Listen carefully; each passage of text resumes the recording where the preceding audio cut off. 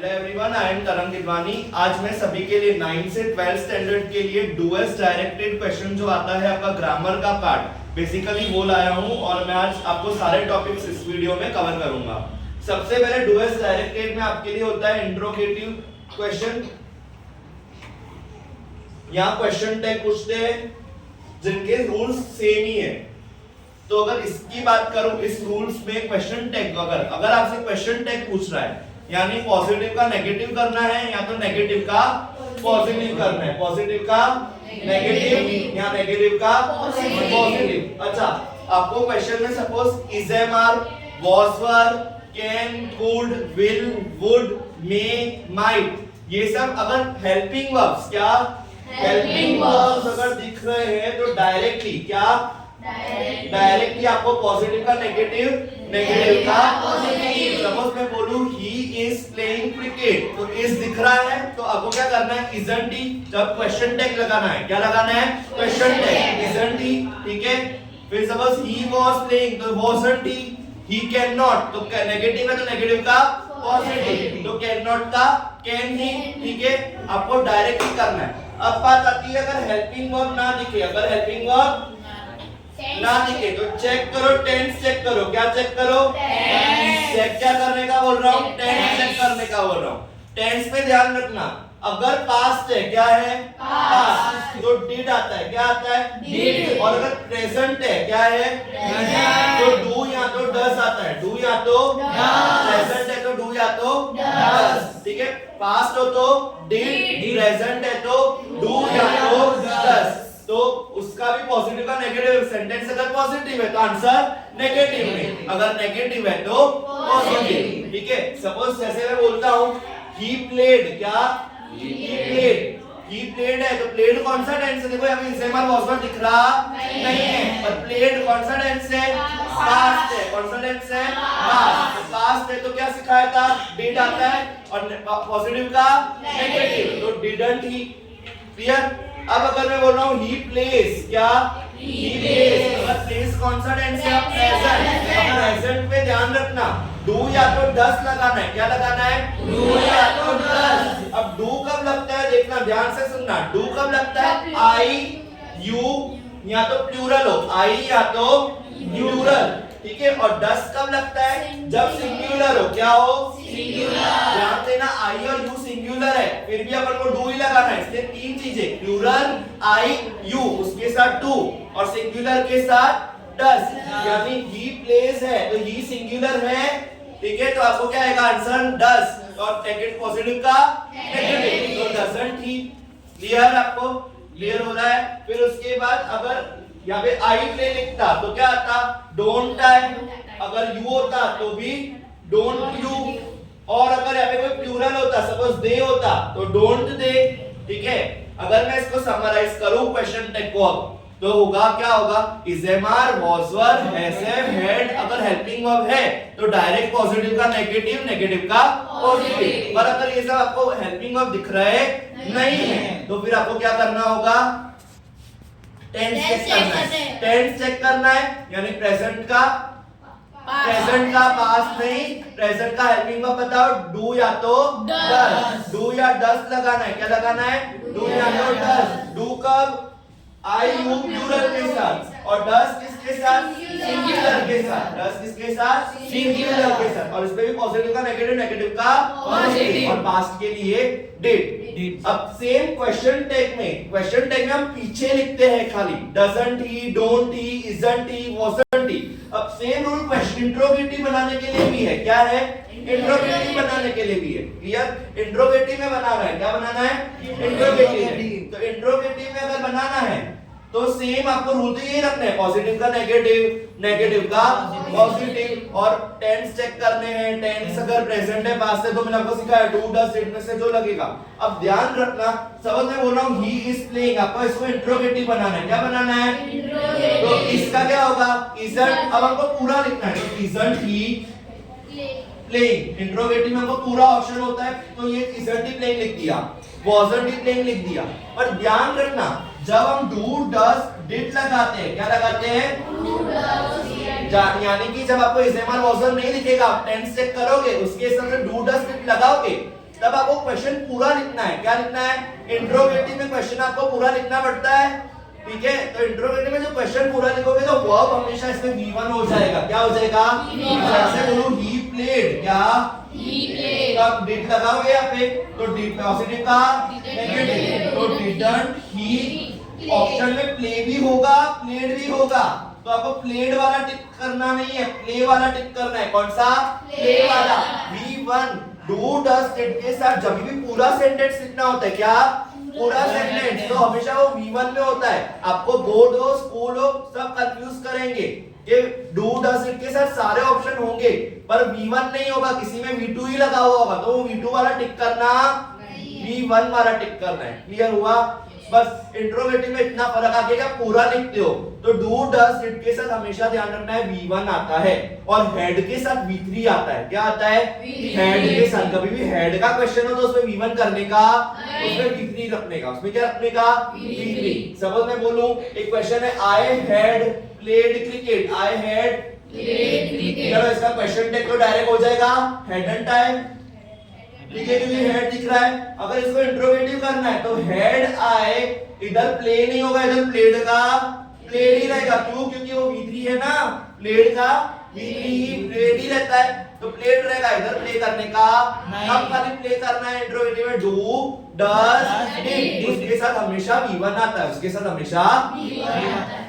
तो ये हमने आज जो किया, कौन सा टॉपिक किया? इंट्रोगेटिव और क्वेश्चन टैग अभी जो पूरा कंप्लीट कर दिया हमने। ओके, अभी हमने क्वेश्चन टैग और इंट्रोगेटिव देखा, अब हम देखते हैं नो सूनर। अब हम क्या देख रहे हैं? No sooner. अगर नो सूनर देखना है, अब नो सूनर में आपको हमेशा एमसीक्यू में दो सेंटेंस लिखेंगे, एक ही क्वेश्चन में क्या लिखेंगे? दो सेंटेंस। जैसे मैं बोल रहा हूं they played and watched TV, तो आपको इसमें अलग अलग दिखने को मिल रहा है। दे वॉच्ड भी एक सेंटेंस दिख रहा है, पार्टीशन करो, दे वॉच्ड, दे प्लेड भी दिख रहा है और दे वॉच्ड भी दिख रहा है। तो जो मेन हो, सपोज इसका मेन अपन को बनाना है, नो सूनर लगाना है, तो सबसे पहले नो सूनर लगाने के लिए नो सूनर लगा देने का। क्या लगा देने का? No sooner. अब नो सूनर के साथ हमेशा डू डज या डिड आता है। जब अगर कोई इधर वर्ब दिया ना हो, जब इधर कोई वर्ब नहीं दिया तो नो सूनर के साथ क्या आता है? Do does did, do does did. अब यहाँ पे चेक करो वापस कौन सा टेंस है? पास्ट। पहला सेंटेंस जो हमने पार्टीशन किया ना, उसमें पहले सेंटेंस को देखने का, उसमें हमेशा पहले सेंटेंस को देखने का, और उसमें टेंस चेक करो तो कौन सा है? पास्ट। तो पास्ट के लिए बताया था पहले भी कि क्या आएगा? डिड आएगा, तो नो सूनर डिड। अब मैंने आपको पहले ही बताया था कि अगर हम पूरा सेंटेंस लिख रहे हैं, क्या पूरा सेंटेंस लिख रहे हैं तो डिड यूज हो गया है, तो हमको डिड के साथ हमेशा V1 लगाना है। क्या लगाना है? V1। तो प्लेड का क्या हो जाएगा? प्ले। अच्छा, अब दूसरे सेंटेंस से पहले जो एंड निकाला है ना, वो सब नो सूनर में हम लगाते। नो सूनर के साथ अगर जोड़ीदार है तो THEN वाला है। क्या है? THEN वाला। ध्यान रखना ऑप्शन में EN वाला भी दिया होगा, AN वाला भी दिया होगा, तो आपको कौन सा टिक करना है? AN वाला। तो नो सूनर के साथ आपने AN वाला टिक किया। अब नो सूनर आपके साथ AN के बाद जो भी पूरा सेंटेंस है, वो पीछे कोई भी टेंस जो भी हो वही का वही आएगा, वही का। तो मैं सिंपली वापस वॉच्ड है तो वॉच्ड ही लिख दूंगा। देन दे वॉच्ड टीवी, ठीक है। अब फर्क क्या हो सकता है? यहाँ पे प्रेजेंट होगा तो नो सूनर के साथ डू या तो डज आएगा, और फिर क्या आएगा? V1 आएगा, और देन कौन सा आएगा? AN वाला। और ध्यान रखना सेकंड जो सेंटेंस है उसमें आप कोई भी टेंस चेंज करोगे नहीं, यानी अगर ऑप्शन में अगर आपको टेंस चेक करता दिख रहा है सेकंड में, तो वो वाला ऑप्शन भी गलत है, वो वाला ऑप्शन भी। पहले सेंटेंस में जो है नो सूनर के साथ डू डज डिड आ जाएगा, फिर V1 लगा देने का जो भी हो, और देन लगाने का। देन कौन सा? AN वाला, TN वाला, ठीक है। और उसके बाद पूरा का पूरा एज इट इज वाला टेंस ही आएगा, बाकी कोई और आएगा नहीं, ठीक है। और कभी कभी आपको क्वेश्चन में हेड दिखता है, क्या दिखता है? दे हैड प्लेड, तो नो सूनर के साथ डिड नहीं, डू डज डिड नहीं, क्या आएगा? हेड ही आएगा। क्या आएगा? हेड ही आएगा। और हेड के साथ मैंने सिखाया V3 आता है। क्या आता है? तो हेड प्लेड ही रहेगा और पीछे कोई भी टेंस वापस चेंज करने का नहीं है। तो no sooner do does did लगा सकते हो, पर अगर क्वेश्चन में हेड है, क्या है? हेड, तो नो सूनर के साथ क्या आएगा? हेड ही आएगा। और मैंने वापस बोल रहा हूं, डू डज डिड के साथ हमेशा अगर पूरा सेंटेंस लिख रहे हो तो V1 आता है। क्या आता है? और हेड के साथ हमेशा V3। और बच्चों 9 to 12 में आपको रेक्टिफाई द एरर में भी मोस्टली यही मिस्टेक होती है कि वो हेड के साथ V1 यूज करते हैं। तो हेड के साथ V1 नहीं, क्या आता है? V3 आता है। क्या आता है? V3। और who does did, do does did, वो कभी V1 दे देंगे रेक्टिफाई में भी, पर V1 सही है, ठीक है? V3 सही नहीं है, V1 आएगा। do does did। Clear? No, I hope no sooner का भी आपको टॉपिक जो है वो क्लियर हो चुका है। नेक्स्ट टॉपिक है इंट्रोगेटिव। तो मैंने आपको करवाया इंट्रोगेटिव यानी पूरा क्वेश्चन बनाना है। क्या पूरा क्वेश्चन बनाना है? तो उसमें आपको जाना है असर्टिव में, मतलब नॉर्मल सेंटेंस में जाना है। क्या? अब इंट्रोगेटिव का क्या रूल था? पॉजिटिव का नेगेटिव, नेगेटिव का सेम। आप नॉर्मल सेंटेंस में जाओगे यानी उल्टा जाना है, यानी क्वेश्चन से उल्टा जाना है। तो सेम ही रूल है, पॉजिटिव का नेगेटिव, नेगेटिव का पॉजिटिव। समझ में? क्वेश्चन पूछ रहा हूं, कैन यू हियर मी? तो बच्चे जवाब मोस्टली क्या देते हैं? He can hear me, he can hear मी। पर ये पॉजिटिव था ना, पॉजिटिव का नेगेटिव, यानी he can not hear me. ध्यान देना, पॉजिटिव का नेगेटिव, नेगेटिव का पॉजिटिव। यानी मैं यही समझाना चाहता हूँ, मोस्टली सब बच्चे ऑप्शंस में है ना, पॉजिटिव का पॉजिटिव, नेगेटिव का नेगेटिव, आंसर नेगेटिव में ही देते हैं, पॉजिटिव का पॉजिटिव में ही देते हैं। ऐसा करना, इसमें यही रूल है कि पॉजिटिव का नेगेटिव, नेगेटिव का पॉजिटिव। समझ में? बोलो, no one can hear me, no one can, तो ये नेगेटिव है, तो can anyone hear me, answer क्या आएगा? कैन एनीवन हियर मी, यानी नेगेटिव का पॉजिटिव। मुझे इसमें यही सिखाना था कि असर्टिव नॉर्मल जब जा रहे हो, जब नॉर्मल कर रहे हो, कभी भी ये भूलना नहीं है कि पॉजिटिव का नेगेटिव होता है, नेगेटिव का पॉजिटिव होता है। अब अगर मैं एक्सक्लेमेटरी सेंटेंस की बात करूं, क्या बात करूं? Exclamatory sentence. तो उसमें बहुत इजी है। क्या? बहुत इजी है। ऑप्शन में आपको दो चीजें दिखेगी, या तो एक व्हाट दिखेगा, क्या दिखेगा? या तो हाउ दिखेगा, क्या दिखेगा? हाउ। तो अगर व्हाट या हाउ जब तक दिख रहा है तब तक आपको कोई आंसर टिक करना नहीं है। अब मुझे मालूम है कई बच्चे ओ टिक करके आते हैं, अलास टिक करके आते हैं, पर वो ऑप्शन के सही आंसर नहीं है जब तक व्हाट और हाउ दिया है, जब तक व्हाट और हाउ दिया है। अब एक्सक्लेमेटरी में ध्यान रखना, अगर सेंटेंस में एडजेक्टिव के आगे, किसके आगे? एडजेक्टिव। अगर अ एंड द है, क्या है? अ एंड एडजेक्टिव के आगे अ एंड द है, तो आंसर आता है व्हाट से। क्या? और जब अगर अ एंड द ना हो, अ एंड द, तो हाउ आता है। तो क्या आता है? जैसा एग्जांपल देखते हैं, he is lazy, he is lazy। Adjective क्या है? एडजेक्टिव या एडवर्ब? एडजेक्टिव या एडवर्ब। तो अगर अ दिख रहा है यहाँ पे, नहीं दिख रहा, तो क्या आएगा? हाउ। तो how lazy he is. Clear? अब बोलू, it is an interesting book, it is an interesting book. An दिख रहा है, तो एन दिख रहा है, यानी what an interesting book it is. ठीक है? एडजेक्टिव के आगे या एडवर्ब के आगे चेक कर रहा होता है, किसके आगे?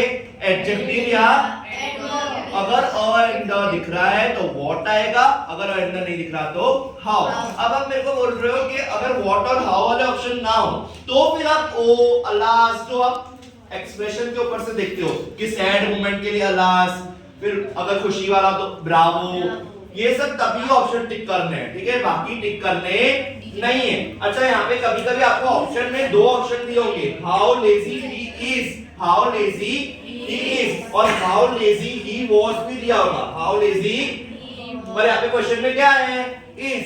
तो याद रखना, एक्सक्लेमेटरी में टेंस चेंज होता नहीं है, तो इस वाला ही आएगा, वाज वाला आएगा।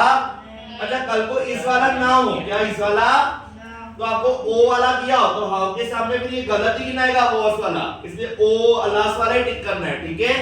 यानी पहले प्रायोरिटी हाउ या व्हाट को देनी है। अगर उसमें हाउ या व्हाट में भी टेंसेस गलत लिखे हैं तो फिर आप अलास, ओ वाले ऑप्शन को सिलेक्ट कर सकते हो, पर सबसे पहली प्रायोरिटी किसकी है? व्हाट या तो हाउ। अ एंड द है, एडजेक्टिव ऐड होके आगे तो व्हाट, अगर अ एंड द नहीं है तो हाउ। और ये दोनों सेंटेंस भी गलत है तो आप अलास, ओ इन सब पे जो है ऑप्शन टेक कर सकते हो। आई होप आपको ये टॉपिक क्लियर हो। तो हमने प्रीवियस लेक्चर में क्या क्या सीखा था याद हो तो? इंट्रोगेटिव, क्वेश्चन टैग और क्या सीखा था? नो सूनर और असर्टिव सेंटेंस नॉर्मल में कैसे जाना है और एक्सक्लेमेटरी सेंटेंस सीखा था। आज हम जो है वो affirmative to negative, affirmative to negative या नेगेटिव टू अफर्मेटिव जानना हो। नेगेटिव टू यानी सिंपल कुछ नहीं, अगर आपको ये वर्ड्स देखकर ही घबराहट हो रही है कि अफर्मेटिव करना है कि नहीं, अफर्मेटिव क्या होता है, तो सिंपल पॉजिटिव का नेगेटिव करना है या तो नेगेटिव का पॉजिटिव। तो ध्यान रखना इसमें ये रूल है कि कंडीशन है, क्या है? मीनिंग चेंज होना नहीं चाहिए। मैं आपको 2 मिनट में ये टॉपिक करवा दूंगा। जैसे देखो, T is hot, T is hot, अगर टी इज हॉट लिखा है, ठीक है, टी इज हॉट, तो इसका मतलब है टी जो है क्या है? गर्म है। अब इसको मेरे को नेगेटिव बनाना है, क्या बनाना है?